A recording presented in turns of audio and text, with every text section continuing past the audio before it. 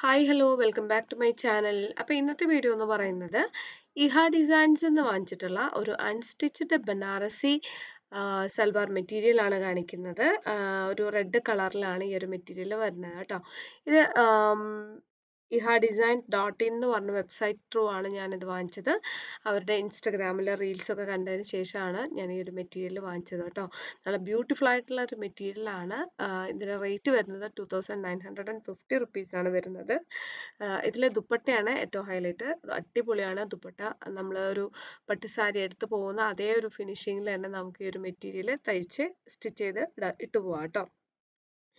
അപ്പം ഇതിൻ്റെ വീഡിയോ ഒന്ന് കണ്ടിട്ട് പോയി.